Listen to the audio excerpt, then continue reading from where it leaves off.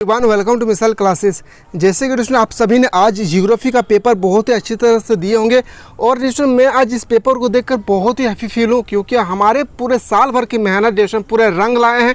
अगर कोई बंदा हमारे पेड कोर्स लिए थे और अच्छी तरह से अगर स्टडी किए थे तो 40 में से क्वेश्चन 36 क्वेश्चन हमारे ही PDF से हुई थी। सो गाइस जो भी बंदे अगर हमारे प्लेटफॉर्म पे स्टडी कर रहे थे उनसे एक बार जरूर रिक्वेस्ट है कि आप एक बार जरूर कमेंट सेक्शन में बताएं कि आप जो 40 क्वेश्चन अभी जब एग्जाम देकर निकले कितना क्वेश्चन आपसे पूछे गए थे हमारे PDF से। मैं वादा किया था ना आप लोगों से कि हमारे प्लेटफॉर्म के टीचर ने जो भी क्वेश्चन सेटअप किए थे इसी PDF से आपके पेपर में क्वेश्चन पूछे जाएंगे। तो बिल्कुल उसी तरह से क्वेश्चन पूछे गए और आज उस क्वेश्चन का मैं आंसर की आपको जस्ट बताने की कोशिश करूंगा। इससे पहले हम लोगों ने डिस्टेंस हिस्ट्री का पूरा आंसर की देखे थे जहां पे आप लोगों को डिस्टेंस 40 में से 37 क्वेश्चन हमारे प्लेटफॉर्म के टीचर द्वारा जो क्वेश्चन सेटअप किए गए थे वही क्वेश्चन पूछे गए थे। तो चलिए दोस्तों हम लोग बिना देर किए क्वेश्चन को रिमूव करते हैं और देखते हैं कि किस तरह से आपके पेपर में क्वेश्चन पूछे गए थे। आप लोग हैप्पी फील हो या ना हो पर मुझे क्वेश्चन देखने के बाद बहुत ही हैप्पी फील हो रहा है दोस्तों क्योंकि साल भर का मेहनत हमारे पूरे रंग लाए, हमारे पूरे टेक्निकल टीम का मेहनत पूरा रंग लाए हैं। बस आप लोग वीडियो देखने के बाद अच्छा फील हो तो लाइक कराना बोले। पहला क्वेश्चन पे आते हैं कि निम्नलिखित में से किस विद्वान ने भूगोल शब्द का प्रयोग किया था। याद रखेंगे किसने किया था, एरिस्टोस्थेनेस जिसका सही उत्तर होगा। सो गाइस मैं स्पीड इसलिए बता रहा हूँ क्योंकि आप लोगों को अभी political science, sociology, history, geography सभी का हमको आंसर की आप लोगों तक पहुँचाना है। आप लोग चाहते हैं कि सर हमें सभी तक प्रोवाइड करें तो जल्दी से आप लोग कमेंट सेक्शन में कमेंट करना ना बोले। पृथ्वी की सतह का कितना भाग सागर से ढका है, तो 71%। क्या होगी, 71% इसका सही उत्तर होगा। अगला प्रश्न पे आते हैं। अगला क्वेश्चन आपके सामने कि भारत का भौगोलिक क्षेत्रफल कितना है। भारत जो है उसका भौगोलिक क्षेत्रफल आपको बताना है 32,87,263 किलोमीटर। यानी ऑप्शन नंबर बिल्कुल सही उत्तर हो जाएगा बी। अगला प्रश्न पे आते हैं। अगला क्वेश्चन आपसे पूछा गया था कि निम्नलिखित में से कौन सा पर्वत भारत में युवा वलित श्रृंखला में आते हैं। याद रखेंगे इसका बिल्कुल सही उत्तर होगा हिमालय। सभी बहुत सारे स्टूडेंट इसका आंसर देकर आए, ये गलत है। याद रखेंगे इसका सही उत्तर होगा हिमालय, इसका राइट आंसर हो जाएगी। क्वेश्चन नंबर नेक्स्ट पे आते हैं। क्वेश्चन नंबर आपके पास 6 है कि निम्नलिखित में से अरावली पर्वत की सबसे ऊंची चोटी को क्या है। तो अरावली पर्वत जो है उसकी सबसे ऊंची चोटी आपसे पूछा गया था और ये क्वेश्चन मैंने बहुत ही अच्छी तरह सब लोगों को करवा चुके हैं। इसका सही उत्तर हो जाएगा गुरु शिखर। क्या होगी, गुरु शिखर। अगला क्वेश्चन पे आ जाते हैं। अगला प्रश्न पूछा गया था आपसे बंगाल की खाड़ी में कौन सा द्वीप स्थित है। बंगाल की खाड़ी में याद रखेंगे अंडमान और निकोबार द्वीप स्थित है। ऑप्शन नंबर बी आपका सही उत्तर हो जाएगी।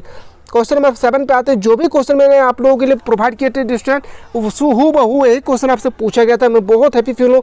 अगर आप लोग का इसी तरह से अगर स्टडी किए थे स्टूडेंट जो हमारे प्लेटफॉर्म में करवाया था तो बिल्कुल स्टूडेंट आप लोग 40 में से 35+ क्वेश्चन को सही करके आए हैं।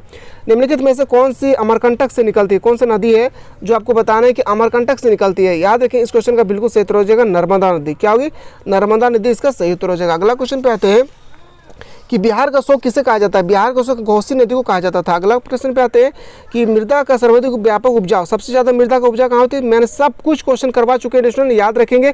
आप लोगों को बस इसी तरह से क्लास 12 में भी हमारे प्लेटफॉर्म से जुड़े रहना है।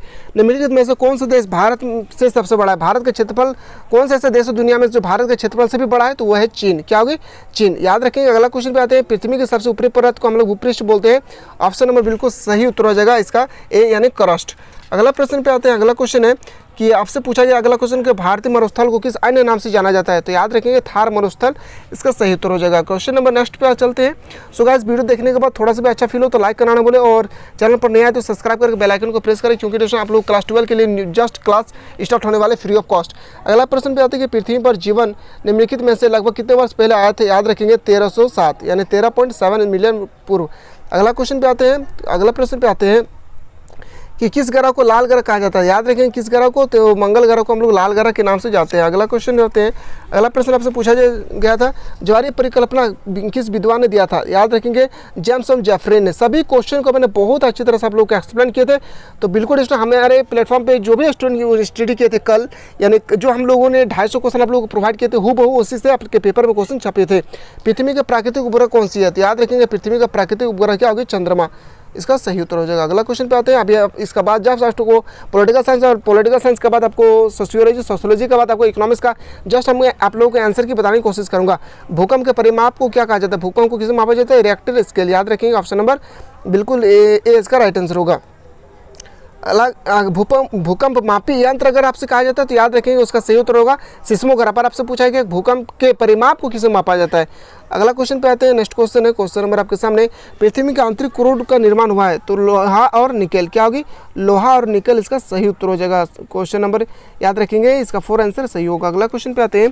क्वेश्चन नंबर 19 आपके पास है कि अल्फ्रेड वेगनर ने महाद्वीपीय प्रवाह का सिद्धांत कब दिया था। याद रखेंगे ये स्टेटमेंट कब दिए थे, आपसे नाम पूछा गया। ये भी क्वेश्चन आपके एग्जाम में इसी तरह से क्वेश्चन आपके पेपर में पूछा गया था, तो याद रखेंगे इसका बिल्कुल सही उत्तर होगा 1912। क्या होगा, 1912 इसका राइट आंसर हो जाएगी। क्वेश्चन नंबर नेक्स्ट पे आते हैं। अगला जो क्वेश्चन नंबर 20 पूछा गया था, विशाल सागरीय भाग को वेगनर द्वारा क्या नाम दिया गया था। याद रखेंगे क्या नाम दिया गया था, तो पेंजिया, क्या होगी, पेंजिया इसका सही उत्तर होगा।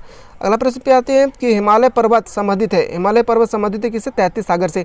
40 में से कितना क्वेश्चन आप सही कर पे आए हैं, डेस्टिनेशन सही करके आए हैं एग्जाम में, आप लोग जल्दी से कमेंट सेक्शन में बताएं कि आपका हमारे क्वेश्चन इतना सही हुआ है। अगला प्रश्न पे आते हैं कि वायुमंडल में ऑक्सीजन की मात्रा कितनी है, 21% यानी लगभग 20.95 यानी इसका सही उत्तर हो जाएगा सी।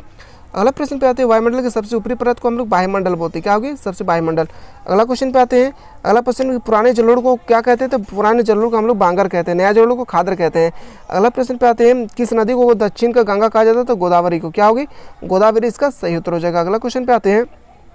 क्वेश्चन 26 था आपके, गंगा नदी का उद्गम स्थल आपको बताना है। गंगा नदी का उद्गम स्थल जो था वो गंगोत्री था, क्या था, गंगोत्री इसका राइट आंसर हो जाएगा। अगला क्वेश्चन पे आते हैं। क्वेश्चन नंबर आपके सामने, चिल्का झील कहाँ स्थित है, तो चिल्का झील उड़ीसा में स्थित है। कहाँ पे, इस उड़ीसा में। स्पीड आप लोगों को डेस्टिनेशन इसलिए बता रहा हूँ क्योंकि आपको अभी बहुत सारा आंसर की आपको देखना है और आपका हिंदी का भी तैयारी करना है और इंग्लिश का भी।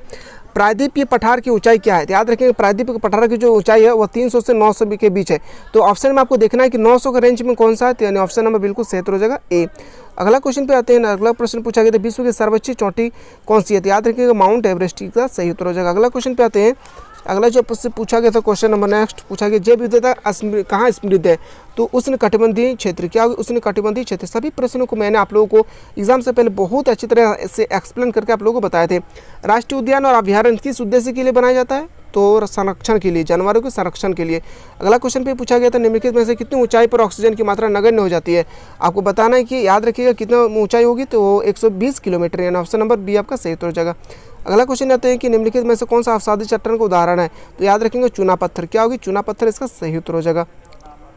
सो गाइस, आप लोगों ने जब इतना मेहनत करे था थोड़ा सा वीडियो देखने के बाद अच्छा फील हो तो लाइक करना ना भूले।